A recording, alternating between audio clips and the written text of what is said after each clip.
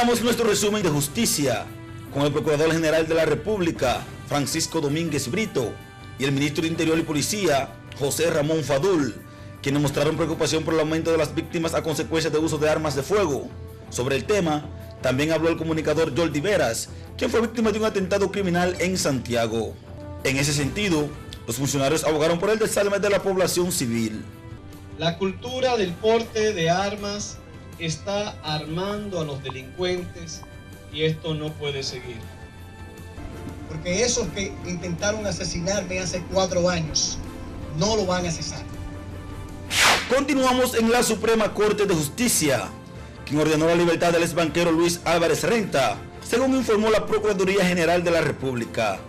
Álvarez Renta fue condenado a 10 años de prisión por la quiebra del Banco Interamericano, mejor conocido como Baninter.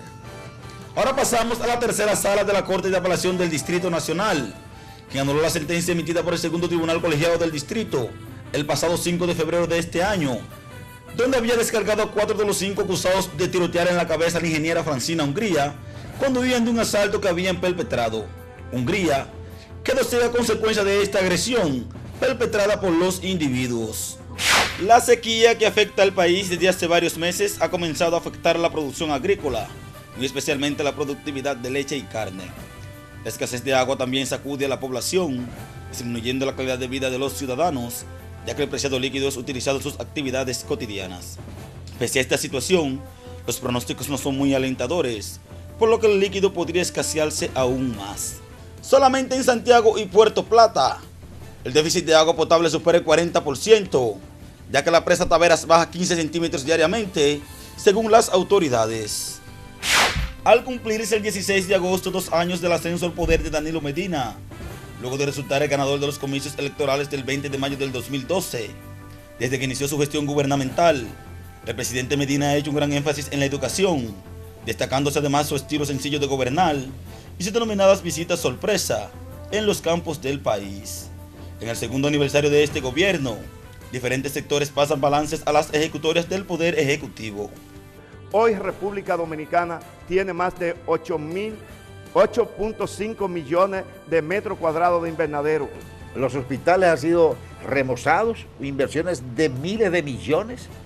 El sector educativo nacional, el principal pilar de la gestión del presidente Medina, ha sido favorecido con la asignación del 4% del Producto Interno Bruto, como establece la ley. Desde el Ejecutivo se promueve la llamada revolución educativa, con la construcción de más de 10.000 nuevas aulas y la implementación de las tandas extendidas. Hasta la fecha, el 2014 es considerado por muchos como un año de muchas sombras para el sistema judicial dominicano. Y es que durante el desarrollo del 4º año de la segunda década de este siglo, las actuaciones cuestionables de los actores de la justicia han estado a la orden del día. Esta vez, el escándalo se produjo en el Ministerio Público, y es que un video difundido en las redes sociales y en los medios de comunicación muestra cuando el fiscal de Ocoa, José Miguel Cuevas, coloca un arma de fuego durante un allanamiento a la casa del confeso narcotraficante Eric Manuel Araujo, Arias Peña. Mira, Wilton, mira, retratos ahí. Oye bien, que no venga con cuento aquí, eso lo traje a la prensa, ¿me entiendes? El pedido de prisión preventiva contra Cuevas, hecho por Domínguez Brito, fue rechazado por el juez de primer juzgado de la instrucción de la Corte de Apelación de San Cristóbal, pero luego el caso perdió la jurisdicción privilegiada ante la renuncia del fiscal de Ocoa, por lo que el expediente fue llevado a un tribunal de esa provincia, siendo el juez recusado, por lo que no fue determinado si el fiscal iría a prisión por 1 año, como solicitaron sus antiguos compañeros del Ministerio Público. Tras 17 años de litigio en los tribunales dominicanos, al fin el 25 de agosto de este año, llegó el fallo histórico de Bahía de las Águilas. En el presente caso, dicho postulante no ha establecido cuál es el fundamento jurídico de la incapacidad legal planteada que podría imposibilitar al Instituto Agrario Dominicano, a la Dirección General de Bienes Nacionales y al Estado mismo de incoar en justicia la demanda que hoy nos ocupa. Por tanto, al carecer tal pedimento de fundamento legal y de argumentos razonados y lógicos, dicho pedimento debe ser rechazado. Con esta sentencia, la octava Sala Civil del Tribunal de Tierras evitó la privatización de las reservas ecológicas del Parque Nacional Jaragua, donde se encuentra la playa de Bahía de las Águilas. Luego de que el Congreso Nacional convirtiera en ley el proyecto que declara a Loma Miranda como Parque Nacional, solo faltaba el visto bueno del Poder Ejecutivo, por lo que diversos sectores de la sociedad entendieron que ya era un hecho que esta zona sería área protegida. Ya que con el caso de la Barrick-Gold, el presidente Danilo Medina mostró una firmeza extraordinaria para renegociar el contrato de la minera con el Estado. Pero para sorpresa de gran parte de la población, el primer mandatario cedió ante las pretensiones de Falcón Strataníker y observó la ley que declaraba a Loma Miranda como Parque Nacional. De inmediato, la decisión presidencial provocó el rechazo de los grupos pro Miranda, quienes habían convocado para el pasado martes a las 6 de la tarde a un concierto en la Universidad Autónoma de Santo Domingo para celebrar la declaratoria de Loma Miranda como Parque Nacional. Pero la observación a la ley se produjo minutos antes de iniciar la actividad, lo que provocó que el escenario preparado para festejar se tornara en un ambiente de indignación. Pese a que el Comité Político del Partido de la Liberación Dominicana instruyó a sus legisladores para la aprobación de la ley de partidos políticos, continúa el tranque con la pieza. La Fundación Justicia y Transparencia calificó como un retroceso la propuesta de ley enviada por el alto organismo del PLD a la comisión especial que estudia la iniciativa. Estas declaraciones de Silvio Tulio Castaño Guzmán, vicepresidente de la FINJUS, fue la chispa que encendió la hoguera. Algunos han dicho que es retroceso, pero efectivamente no puede haber retroceso en algo que no existía, por lo tanto es un paso de avance. Yo estoy diciendo que es una frescura y una ligereza y una desconsideración la declaración de FINJUS de declarar que es un retroceso. A pesar de todas estas contradicciones, la sociedad se mantiene reclamando hace varios años desde las gradas la aprobación de la normativa que regularía la actividad política en el país. Según un estudio publicado recientemente, República Dominicana es parte del grupo de 6 países iberoamericanos que permanecen sin ley de partidos políticos. Los demás integrantes son Costa Rica, Panamá, México, Paraguay y Nicaragua. El pasado martes 23 de septiembre, la sentencia 168-13 del Tribunal Constitucional sobre la nacionalidad dominicana cumplió su primer aniversario, pero el debate en torno al tema migratorio persiste al pasar el tiempo. Recientemente, la chispa para encender la hoguera la puso el representante en el país del Alto Comisionado de las Naciones Unidas para Refugiados, al anunciar su intención de llevar a Juliana de Guiz a un congreso de apátridas. Los más de 630.000 millones de pesos que contempla el presupuesto general del Estado y ley de gastos públicos para el 2015 aparentan ser muy pocos ante los reclamos de diversas instituciones que exigen mayor partida presupuestaria.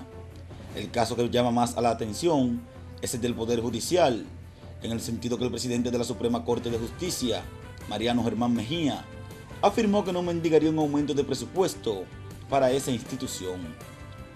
Se pueden hacer buenas investigaciones sin recursos.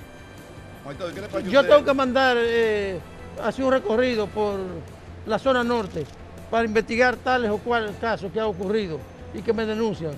Lo mando a pie. A pesar de que el presidente Danilo Medina aún no ha expresado públicamente su deseo de reelegirse, ya muchos de sus seguidores están en esos aprestos, al igual que grupos que apoyan al expresidente Leonel Fernández. El tema de una posible reelección presidencial ha originado un amplio debate en la República Dominicana, cuyos ciudadanos se mantienen divididos ante la posibilidad del regreso de Leonel Fernández al poder y de que Medina, previa reforma a la Carta Magna, pueda reelegirse en las elecciones pautadas para celebrarse en mayo del 2016. La Constitución del 2010, impulsada por Leonel Fernández, permite la reelección solo después de un mandato de receso hasta 1994, año de una crisis postelectoral por denuncias de fraude contra el 6 veces presidente Joaquín Balaguer. La reelección era continua e ilimitada. Ese año hubo un acuerdo político para prohibir la reelección en todas sus formas, pero en el 2002, el entonces presidente Hipólito Mejía impulsó una reforma constitucional que permitiría la reelección por un periodo inmediato y nunca más. El presidente de la Cámara de Diputados, Abel Martínez, anunció la eliminación de los fondos que reciben los legisladores del denominado barrilito.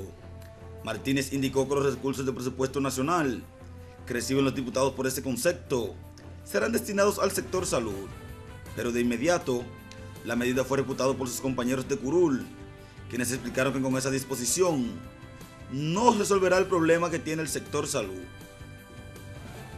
A partir de ahora, la presidencia de la Cámara de Diputados toma la decisión de eliminar el Fondo de Gestión Social o barrilito. Excelente. Los fondos ya en el presupuesto de la Cámara de Diputados serán donados a instituciones de salud. Al conmemorar el 670 aniversario de la Carta Magna Dominicana, el Tribunal Constitucional emitió una controversial sentencia que desvincula al país de la Corte Interamericana de los Derechos Humanos. La sentencia 256-14 del Alto Tribunal llegó como respuesta a la reciente decisión de la Corte Interamericana que condena al país por supuestamente deportar de manera irregular a haitianos y dominicanos de origen haitiano entre los años 1999 y 2000. En tanto, la CID advirtió al país que la sentencia que dictó el Tribunal Constitucional no encuentra sustento alguno en el derecho internacional, por lo que el país no puede negarse a acatar las sentencias de esa corte. No obstante, el gobierno dominicano mantiene el respaldo a la decisión del Alto Tribunal y acatará la sentencia que declara inconstitucional la adhesión del país a la Corte Interamericana de los Derechos Humanos. Nuevamente en el país se enciende el escenario político.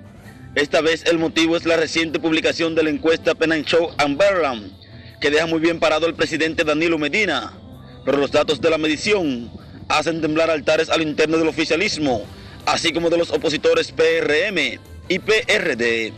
Y es que según el estudio, el 77% de los dominicanos favorece la modificación de la Constitución para permitir la reelección del presidente Medina, y de ser aprobado, según la Pennanshaw, un 70% de los dominicanos votaría para que el mandatario continúe en el poder más allá del 2016. Horas antes de vencer el plazo fatal para la observación o promulgación del Código Penal, el presidente Danilo Medina lo devolvió al Congreso Nacional con una carta dirigida al presidente de la Cámara de Diputados, Abel Martínez, en la que explica que la objeción presidencial recae exclusivamente sobre los artículos 107, 108, 109 y 110, que conforman en su conjunto la sección 3 del capítulo 1, título 2 de la ley, relativos a la tipificación penal de la interrupción del embarazo. La observación del Ejecutivo especifica que el artículo 107 del proyecto de ley no satisface las exigencias que se derivan del principio de legalidad, uno de los elementos de la cláusula constitucional del Estado de Derecho. Luego de la observación a los artículos 107, 108, 109 y 110, a la ley que estatuye el Código Penal, relativos a la tipificación penal de la interrupción del embarazo, por considerar que carecen de precisión, que con ello podrían afectar tanto a la mujer embarazada como a los profesionales de la salud. Las iglesias se han apoderado del escenario, presionando a los legisladores para que no acojan las objeciones hechas a la normativa por el presidente Danilo Medina. Esa acusación de que la iglesia quiere que las madres se mueran es una vil mentira.